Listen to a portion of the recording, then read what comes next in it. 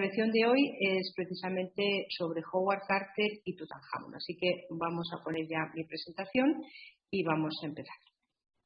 Aquí está.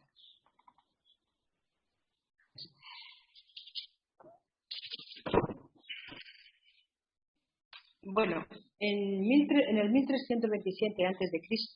fallecía en la ciudad de Tawas, la actual Tebas, un joven rey que contaba alrededor de 22 años.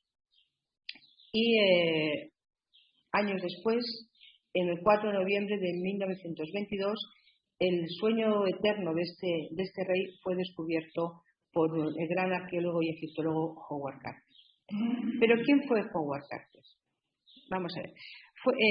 Howard Carter es un egiptólogo británico que nació el 9 de mayo de 1874. Era el menor de los 11 hijos que tuvo el matrimonio Carter y su padre ya era artista, era un reconocido ilustrador de obras de naturaleza. La delicada salud del pequeño Howard era mala y por lo tanto muchas veces no podía ir a clase y se dedicaba a hacer también dibujos como su padre, porque el padre los inculcó a todos los hermanos el amor a los dibujos y a las ilustraciones. En 1891 los Amster recibieron la visita de un gran amigo suyo que era Newberry, que por entonces ya era un gran afamado egiptólogo de la Egyptian Exploration Fund. Y Newberry se interesó por la excelencia técnica de un retrato que tenía la familia de Lady Amster de un retrato suyo a caballo. Entonces preguntó quién había hecho este dibujo y esta familia les indicó que un joven Howard Carter, que por entonces tenía 17 años. De esta forma, Carter y Newberry se pusieron en contacto y le propuso venir a trabajar a Egipto, a dibujar para la Egyptian Exploration Fund. Para ello, claro, por supuesto, era una gran oportunidad para el joven Carter y dijo que sí. Y para ello estuvo formándose durante 3 meses en el British Museum antes de empezar el primero de sus muchísimos viajes hacia el país del Nilo. Carter estuvo trabajando a las órdenes de Newberry, copiando escenas en las tumbas de Beni Hassan. Y también al principio pues él continuó con las técnicas que ya se utilizaban en tema de dibujo, que se utilizaban en la Egyptian Exploration Fund, donde se tomaban bocetos en las propias tumbas y después estos se terminaban de rellenar o de completar en el propio Londres. Carter pensó él siguió al principio la técnica, pero él pensó que era muchísimo mejor tomar todos los datos posibles en las propias tumbas, ¿no? Más que después utilizar la imaginación. Y bueno, cuando él fue con Newberry al centro de Berset, él expuso a Newberry esta nueva forma de dibujar y donde tuvo la oportunidad de completar todos los dibujos lo máximo posible con todos los detalles, porque evidentemente los detalles se terminan olvidando. Y finalmente, cuando se vio que esta técnica era muchísimo mejor que la que se estaba utilizando, pues fue la técnica que empezó a utilizarse como estándar ya en la Egyptian Exploration Fund. En 1891, Carter llega a Marna, de la mano y a las órdenes del gran egiptólogo y arqueólogo Flinders Petrie. Las excavaciones de Petrie tenían fama de ser muy duras, evidentemente porque Petrie no conoció las del Instituto de Estudios del Antiguo Egipto en el proyecto Visir Amenhotep, sino seguramente también le parecerían bastante duras.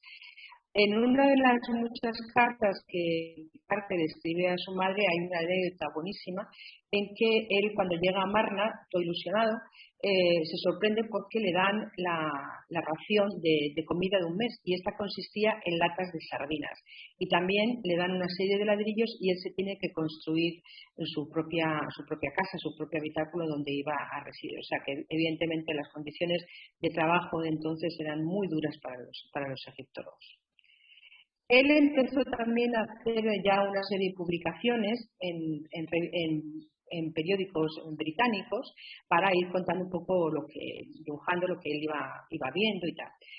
En 1892 recibe la mala noticia de que su padre ha fallecido y esto le produjo a él un grave le costó bastantes meses recuperarse de ese trágico dolor y estuvo durante una temporada de trabajo en Londres, pero finalmente después de esto volvió a Beni Hassan de nuevo. Desde entonces, a partir de entonces, los dibujos de Carter sobre las ilustraciones en Egipto habían cobrado bastante fama y tenía bastante reputación entre las misiones. En 1893, el gran egiptólogo suizo Edouard Naville requiere los servicios de Carter para que trabajara para él en el templo de la reina Hatshepsut, en el templo de Deir Bahari.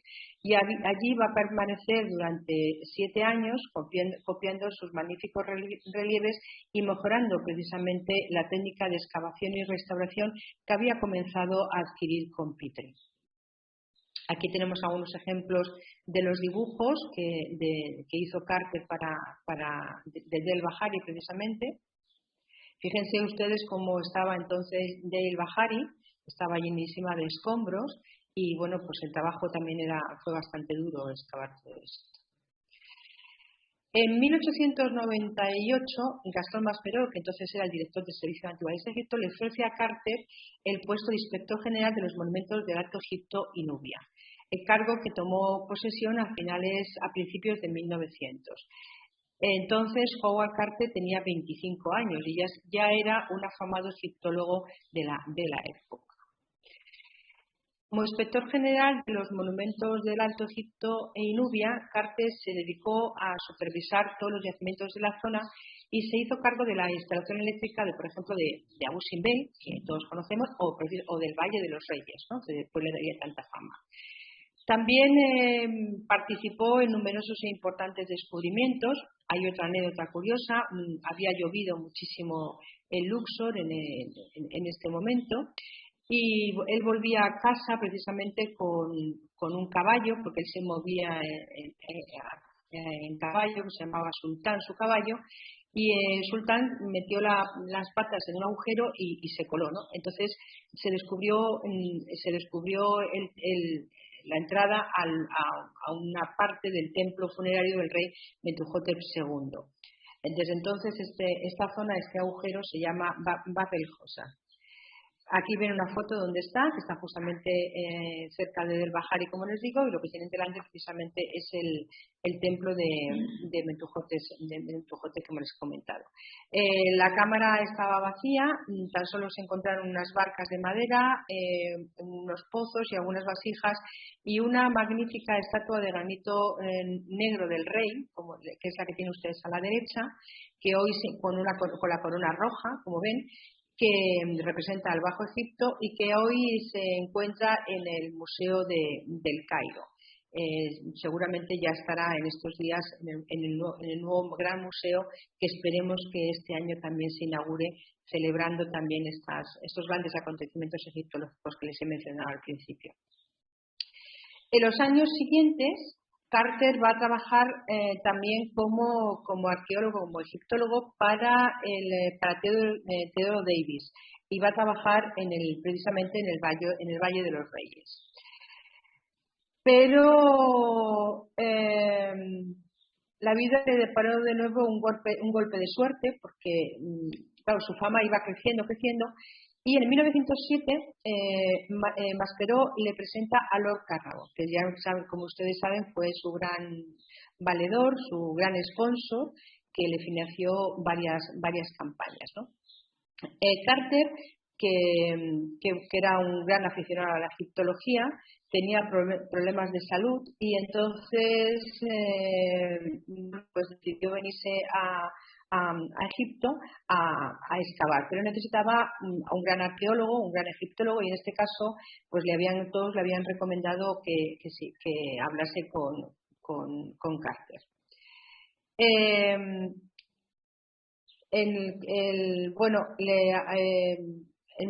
A partir de este momento él empieza a trabajar con Carter en varias misiones, en Asuán, por varios sitios de Egipto. En 1906, Davis, el arqueólogo norteamericano, se topó con un pozo, una pequeña tumba que contenía una copa de fayencia azul y con el nombre de un rey desconocido para entonces, Nefer-Jeperu-Ra Tutanhamón. Todo esto, Davis pensó que esta era la tumba de este rey, que había sido violada y que, bueno, pues lo único que quedaba de él pues era esta pequeña tumba. Pero Carter pensó que no, que esto era un depósito de los que se hacían los que se dejaban del material de después de momificar del rey, después del enterramiento, todo lo que no se había utilizado se volvía a enterrar. Entonces Carter pensó que no, que había un rey llamado Tutankamón que no había sido encontrado todavía, ¿no? En 1912 Davis dice que el Valle de los Reyes ya no puede ofrecer nada más, que todas las tumbas han sido encontradas y que realmente el valle está completamente vacío y que no le interesa seguir excavando aquí. Y deja el permiso libre de excavar. Permiso que coge Lord Carnarvon bajo las órdenes de Carter. Ahí están excavando durante varios años. Hasta que en 1922, en agosto de 1922, se produce una cosa bastante curiosa. Es que Lord Carnarvon llama a Carter a su castillo de Highclere y le dice que va a dejar de financiar ya sus campañas porque, lleva ya muchos años y que no han encontrado nada significativo. Carter se queda muy sorprendido porque él estaba tras la pista de Tutankamón, aunque Tutankamón todavía no había sido encontrado, y de hecho él estaba tan seguro de que lo iba a encontrar que le ofrece incluso a Carnarvon que ese año no le pagase. O sea que si ese año al final de la campaña no había habido ningún resultado, pues que realmente no le pagase y que él se hacía cargo de todos los gastos que hubiera producido la campaña. Le dice que le dé un año más y termina convenciendo a Lord Carnarvon de que este sería el último año y comienzan las campañas. Regresa a Luxor después de esta reunión y al principio de noviembre, ellos empezaban a trabajar en noviembre, al principio de noviembre Carter comienza a trabajar precisamente lo que era su última y cuarta cuadrícula del mapa, donde él había mapeado todo el Valle de los Reyes y lo había dividido por cuadrículas y entonces estaba trabajando ya en esta última cuadrícula. Este precisamente es uno de los dibujos de campo de Carter. Los grandes descubrimientos en Egipto siempre están envueltos en una ola de misterio y este no iba a ser menos, iba a tener mucha difusión. En la mañana del 4 de noviembre de 1922, una mañana como otra cualquiera, pasa una cosa curiosa y es que un canario que tenía Carter en su casa, esta es la casa donde vivía justamente en el momento del descubrimiento de la tumba de Tutankamón, pues una cobra se lo come, lo mata y lo come. Y entonces, porque era un canario que le gustaba mucho, él lo tenía en su habitación y le gustaban mucho sus trinos y fue para él una cosa extraña. Esa misma mañana, cuando los aguadores que llevaban a los obreros el agua todos los días en sus burros, cuando deposita una de las vasijas de agua, nota que hay una piedra que está como trabajada, ¿no? Y entonces llaman rápidamente al Rice y llaman rápidamente a Carter para que vea eso y evidentemente Carter vio o comprendió que eso no era una cosa normal, sino que estaba hecha por la mano del hombre, una losa por la mano del hombre hecha. Aquí en la foto tenemos a la parte de la derecha precisamente al señor mayor que sujeta el cuadro del chico joven. El chico joven es el mismo señor mayor después y después sus descendientes. que es de la familia Abdel Rasul. Yo a este señor lo he conocido, de hecho yo he tenido como inspector en algún año a un descendiente precisamente de este hombre, ¿no? Un hijo. Entonces, bueno, que hacía tiempo, aquí en un sitio cerca del Rameseón hay un pequeño restaurante que es propiedad de esta familia y ahí tienen precisamente este cuadro y yo allí conocí a este señor que todavía vivía, que era su hijo, ¿no? Ya falleció hace algunos años. Bien, este chico es el que da el aviso, como les decía a Carter, empiezan a excavar en esa zona, empiezan a limpiar y se dan cuenta que hay una serie de escalones y al final de esa mañana han descubierto los 12 primeros escalones de la tumba. En este momento, Carter cruza el río y pone un telegrama a Lord Carnarvon de que viniese lo antes posible a Luxor porque creía que había encontrado a Tutankamón. Tenía una fuerte convicción de que lo iba a encontrar y terminó encontrándolo. Cuando llegan a la puerta, lo que aparece es el sello de la necrópolis y, bueno, pues no sabía muy bien todavía de quién podía pertenecer. No querían hacerse muchas ilusiones porque realmente, bueno, pues era algo importante o que se podía fianzar en algo muy importante o quedarse simplemente en nada. Entonces, bueno, y pensaron incluso que podía tratarse de la tumba de un noble, incluso, ¿no? O sea, bueno, no querían hacerse muchas ilusiones. Rápidamente, el 23 de abril, Carnarvon con Lady Evelyn llegan a Luxor para ver qué se ha encontrado. Y bueno, la emoción y la expectación inicial se queda de momento un poquito sobrecogida, ¿no? Porque observan que la parte superior izquierda de la puerta había sido reparada y esto era una señal inequívoca de que la tumba había sido violada, con lo cual bueno, pues todas las esperanzas y todas las emociones que tenían se les vinieron un poquito abajo. Pero bueno, continuaron el trabajo de desescombro y vieron que se había puesto otro sello de la necrópolis y estaba completamente intacto.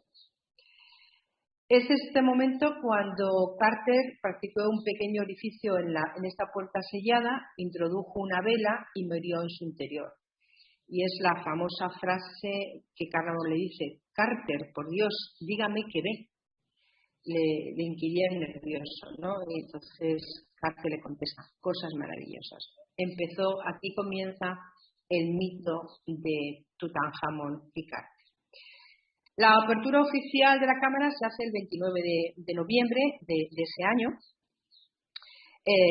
Lo curioso es que pasa una cosa muy curiosa. La envidia es bastante mala enemiga de todo el mundo, ¿no? Y Carter pues fue objeto de esta envidia, curiosamente por parte de franceses y de sus propios compatriotas, que vieron que Carter no era un hombre que había estudiado ninguna carrera en ninguna importante universidad británica, pero que se había formado en la mejor universidad que podía tener la egiptología, que era el propio campo de Egipto. Y de alguna forma pues le dieron un poco, bueno, de alguna forma no, de toda forma le dieron la espalda.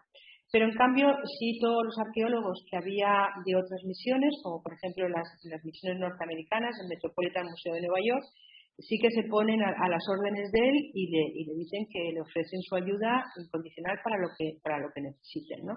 Y realmente aquí encontró una colaboración increíble en trabajos de restauración, en fotos. Las fotos que vamos a ir viendo a partir de ahora pertenecen a Barton, que era el fotógrafo del Metropolitan Museum de Nueva York, que es el que se va a encargar de hacer todo el reportaje fotográfico de este gran descubrimiento. Claro, la gran cantidad de objetos que se encontraron todos desmantelados en la pequeña tumba de Tutankamón necesitaron mucho tiempo para ir sacándolos poco a poco. Carter era un hombre muy meticuloso, muy meticuloso. Ya les dije al principio que habían aprendido egiptología y arqueología con los mejores, con Petrie, con Berry, Con lo cual era un hombre excesivamente meticuloso. Gracias a su gran trabajo, hoy podemos ver el tesoro de Tutankamón completamente intacto en el Gran Museo del Cairo. Próximamente espero que este año lo podamos ver de nuevo. Para ello se utilizó la tumba de Ramsés XI, se utilizó como almacén, porque es una tumba muy grande, para empezar a clasificar y a restaurar los objetos que necesitaban algún tipo de limpieza o restauración antes de ser trasladados a El Cairo.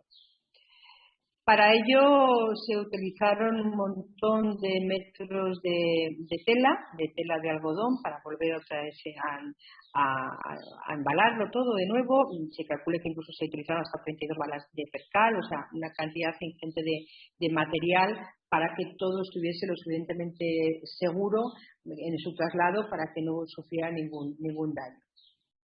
Fíjense ustedes cómo estaba todo amontonado y apiñado. Los que conocen esta pequeña tumba pues saben que es de unas proporciones muy pequeñas, y los que conocen el gran tesoro de Tutankamón en el Museo del Cairo conocen el despliegue que hay, y que son salas y salas donde está todo desplegado y bueno, es fantástico, ¿no?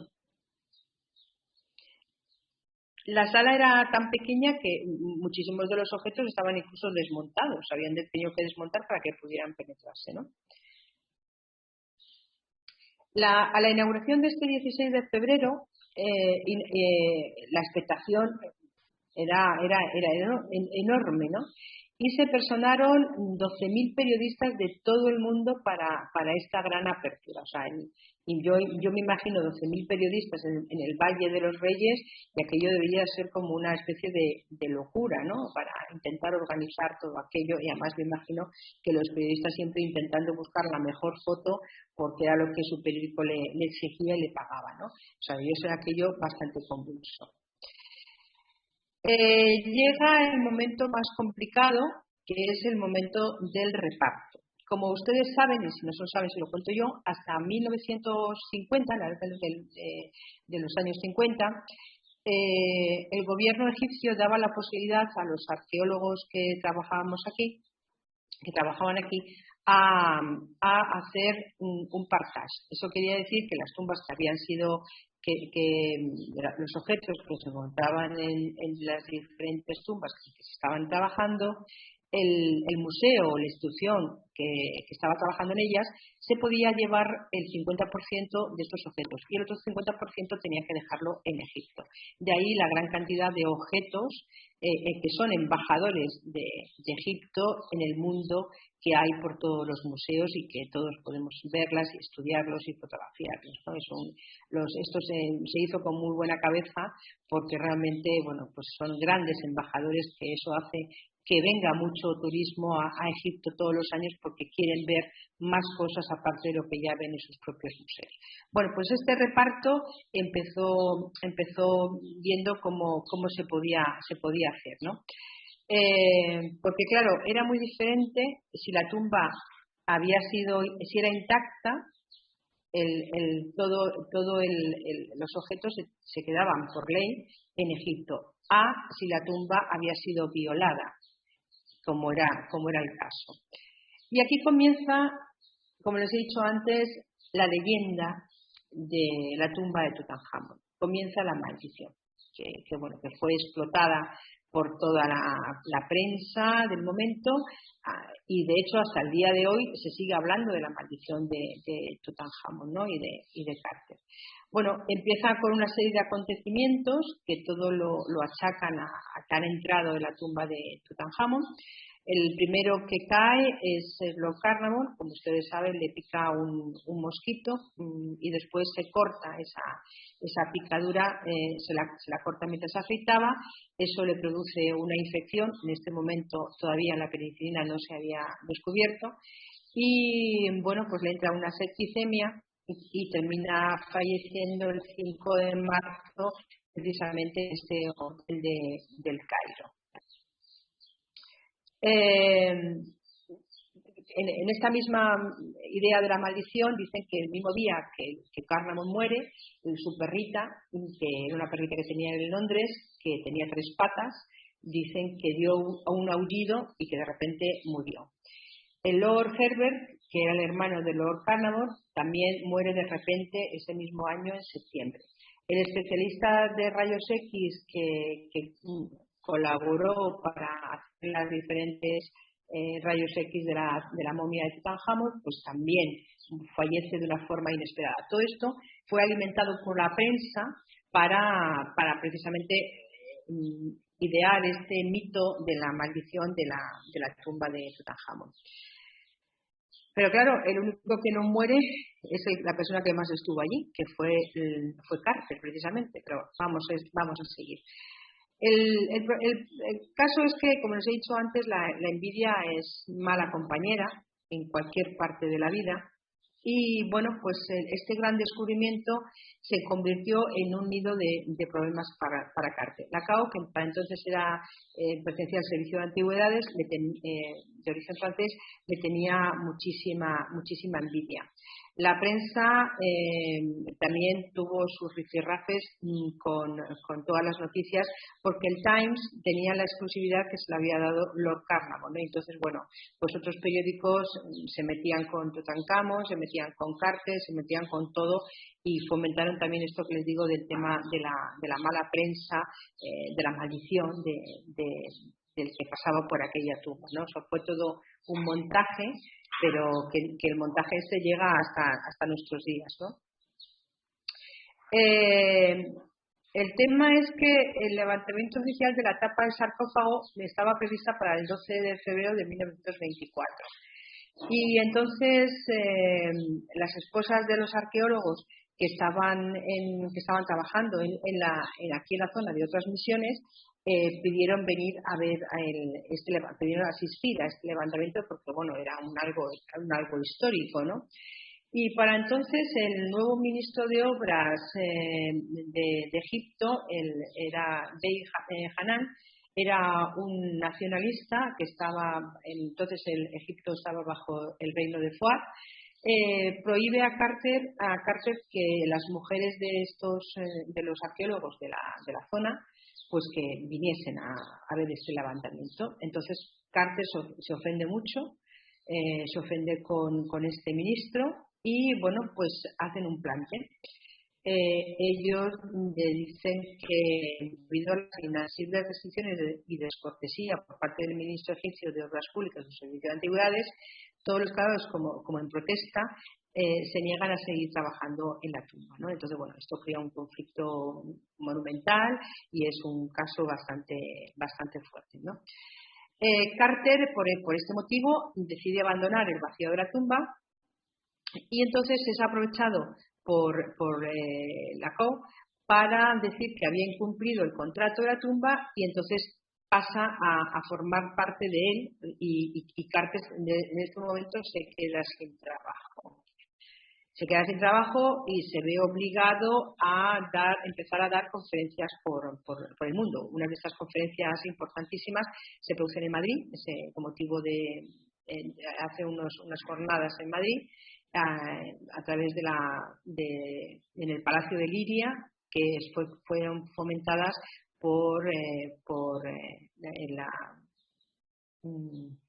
no me acuerdo ahora mismo. Bueno, ahora mismo no me acuerdo era el padre de la fallecida duquesa de Alba. Ahora mismo no me acuerdo del nombre del padre, pero bueno, se lo diré después. Bueno, les digo que hace una serie de conferencias por todo el mundo, de hecho, le nombran doctor honorífico por la Universidad de Yale, o sea que realmente. Y sucede un hecho muy, muy lamentable. Lacau, que yo les he dicho que era un hombre que le tenía muchísima envidia, no controló lo suficiente las antigüedades que se estaban catalogando ni documentando, y la policía egipcia descubre que una de las cabezas de Tutankamón estaba preparada para salir de Egipto, ¿no? Bien, esto produce un gran escándalo hasta tal punto que el propio gobierno de Egipto escribe a Carter y le solicita que por favor vuelva y que se haga cargo de la catalogación de todo el ajuar de Tutankamón. Eso es lo que él comienza a hacer. Empieza de nuevo las excavaciones el 13 de enero de 1925, catalogando todo el ajuar funerario, que era increíblemente extensísimo. Tardó 10 años en hacer esta catalogación. Fíjense ustedes además la calidad de estos diferentes cajas y lámparas y objetos. Carter, después de esto, él se vuelve a Inglaterra, después de estos 10 años de trabajo aquí, que son los últimos que él trabaja, se vuelve a su Inglaterra natal y allí pasa sus últimos años hasta que el 3 de marzo de 1939 fallece como consecuencia de un cáncer. La lástima es que este hombre que ha sido uno de los grandes egiptólogos y es uno de los grandes egiptólogos que ha tenido Inglaterra o que tiene Inglaterra, ni siquiera a la hora de su muerte le perdonaron que fuera el descubridor de Tutankamón, ¿no? Y murió solo. Este hombre no se llegó a casar nunca. Ningún colega estuvo en su funeral, no estuvo ningún representante del gobierno británico egipcio, y tan solo la familia recibió un telegrama de alguien que jamás le olvidarían, que serían sus fieles trabajadores de la necrópolis tebana. Y una mujer. En el funeral de Carter apareció una mujer a cierta distancia, enlutada, con su cara cubierta por un velo. Era Lady Eve. Si hubo una historia de amor entre ellos o no, eso forma parte de la leyenda. Pero el hecho es que fue la única persona que estuvo en su funeral. Y hasta aquí hemos llegado con la historia de este gran egiptólogo, este gran arqueólogo, y me despido con las propias palabras que aún se pueden leer en su tumba, que a día de hoy, todos los días están llenas de flores de muchísima gente que pasa a rendirle tributo y honor a su memoria. Que tu espíritu pueda ayudar durante millones de años, tú que amas Tebas y los ojos llenos de felicidad. Nada más, espero que les haya interesado el personaje y con esto pues el Instituto de Estudio del Antiguo Egipto en mi persona queremos rendir un emotivo homenaje a Howard Carter. Nada más y muchas gracias.